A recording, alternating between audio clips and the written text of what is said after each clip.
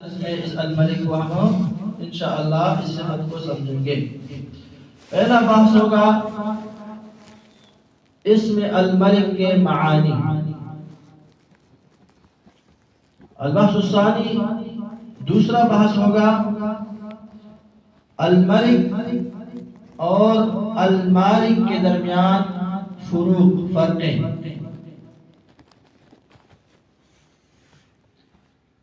تیسرا بحث انشاءاللہ لوازمات هذا الاسم الشریف،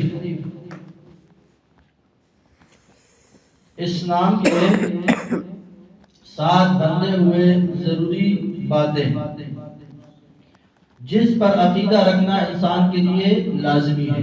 جب اللہ کو مالک مان لیا تو پھر اس کے ساتھ کچھ عقائد جڑے ہوئے ہیں، ان عقائد کو سمجھنا۔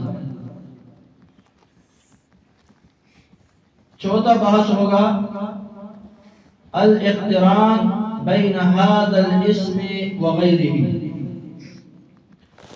کبھی کبھار اللہ رب العالمین اس الملک کے ساتھ اور اسماء کو بھی جوڑ دیتے ہیں، اور اسماء کو بھی استعمال کر دیتے ہیں، جس میں ایک نئے انداز سے ایمانی تصور، ایمانی باتیں اللہ رب العالمین اپنے مخلوق کو سمجھانا چاہتے ہیں۔ اور پانچواں بحث اس صفت الملک کے متعلق انشاءاللہ اللہ کی توفیق سے ہوگا الفوائد المتعلقہ بهذا الاسم للانسان۔ انسان کو صفت ملک جان کر، پہچان کر کیا فوائد ملیں گے، انسان کو کیا فائدہ ہے اللہ کے الملک صفت پہچاننے سے۔ اللہ رب العالمین کی اسماء و صفات یہ ایک سمندر ہے، اس کی مثال ایک سمندر ہے، کیونکہ جیسے اللہ کی ذات بڑی ہے اسی طرح اللہ کے اسماء اور صفات کا یہ علم بھی بہت شان والا، بڑا ہی عظیم علم ہے۔ تو پہلا بات ہمارا کیا تھا کہ الملک لفظ کے معانی، صفت الملک کے معانی۔ پہلا معنی ہے الملک کا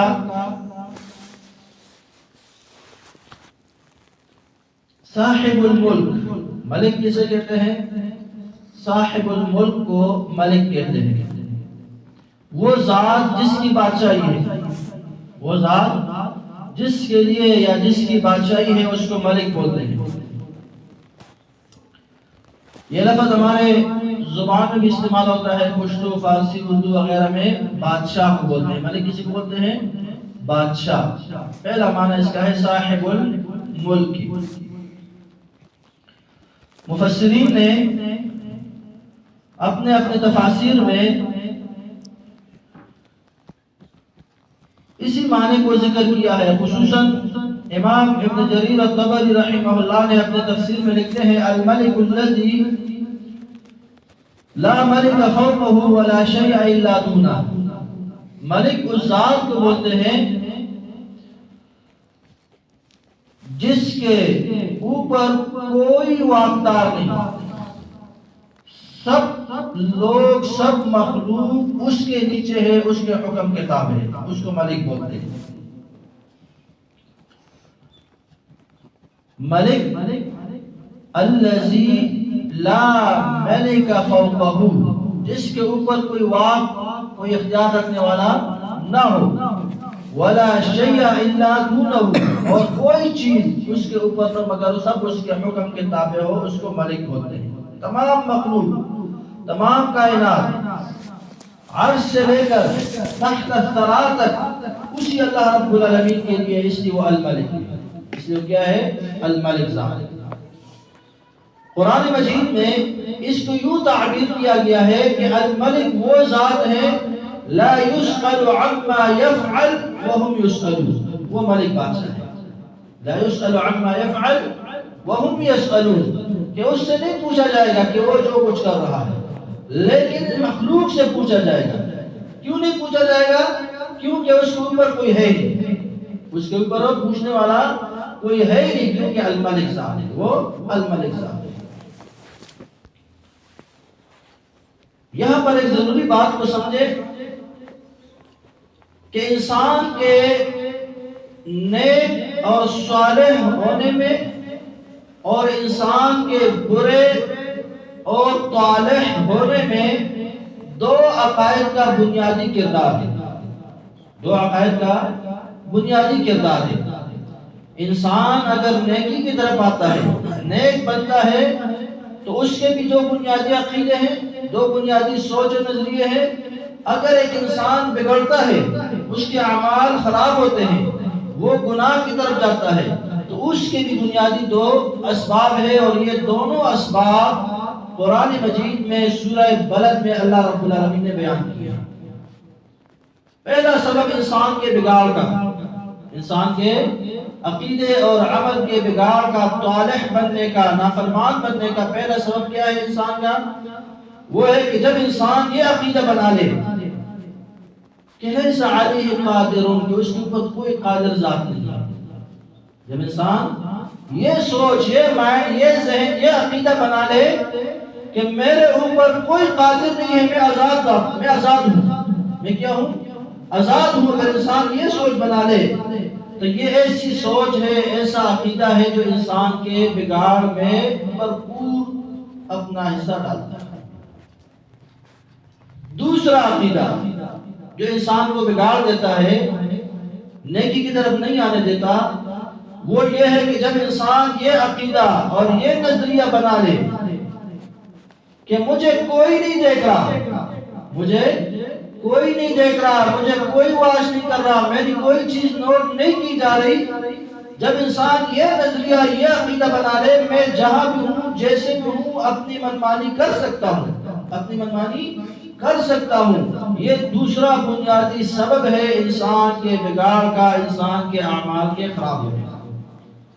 اس کے برعکس اگر انسان یہ عقیدہ بنا لے کہ میرے اوپر ایک قادر ذات ہے اور میں آزاد نہیں ہوں، اور میں آزاد نہیں ہوں، اور ساتھ یہ بھی عقیدہ بنا لے کہ میں ایک بندہ ہوں اللہ کا، مجھے مکمل طور پر واچ کیا جا رہا ہے، میری مکمل طور پر نگرانی کی جا رہی ہے، میری مکمل طور پر ہر چیز نوٹ کی جا رہی ہے.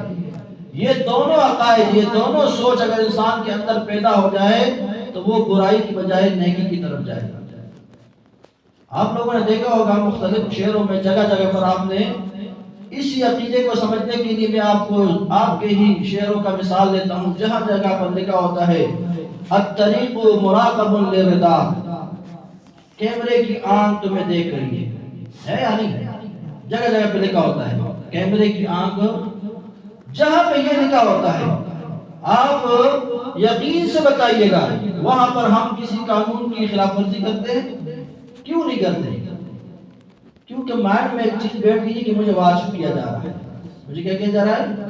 واچ کیا جا رہا ہے، مسلسل میری ہر حرکت اور نوٹ کی جا رہی ہے. تو انسان پھر سیدھا رہتا ہے، قانون کی کیا کرتے ہیں؟ پاسداری کرتا ہے. یہی عقیدہ سورہ بلد میں اللہ رب العالمین نے کچھ یوں فرمایا ہے اَيَحْسَبُ أَن لَّن يَقْدِرَ عَلَيْهِ أَحَدٌ يَقُولُ أَهْلَكْتُ مَالًا لُبَدًا أَيَحْسَبُ أَن لَّمْ يَرَهُ أَحَدٌ. یہی بات اللہ نے بیان کی. جو دو باتیں میں نے آپ کو بنیادی بتائی، انسان کے بگاڑ میں اور انسان کے اصلاح میں دو بنیادی چیزیں کردار ادا کرتی ہیں. جب انسان یہ سمجھنا شروع کر دے کہ میرے اوپر کوئی قادر نہیں ہے، میرے اوپر کوئی قادر نہیں ہے، میں آزاد ہوں، تو انسان کے بگاڑ شروع ہو جاتا ہے.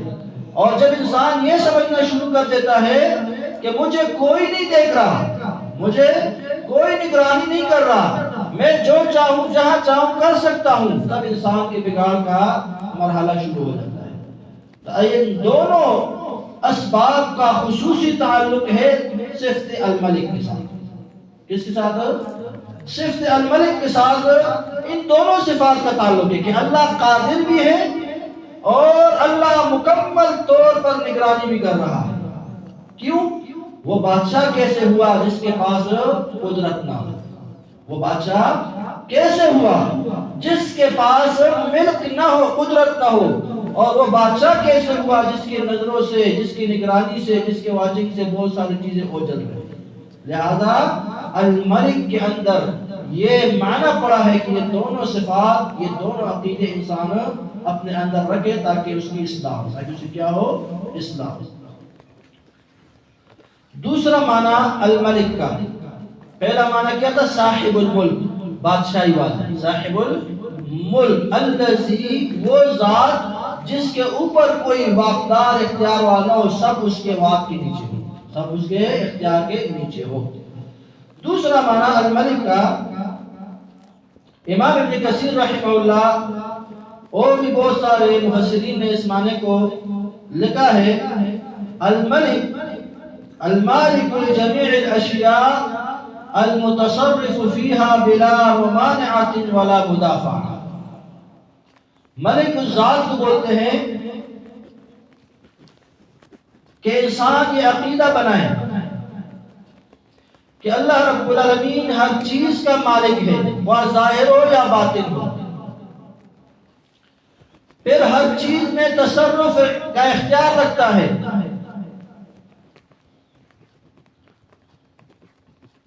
وہ اللہ ہر چیز کا مالک ہے جو ظاہر ہو یا باطن، صرف مالک نہیں، المتصرف فیہا، پھر اس میں تصرف کا اختیار بھی رکھنے والا ہے، اس کو بولتے ہیں الملک ذات۔ گویا کہ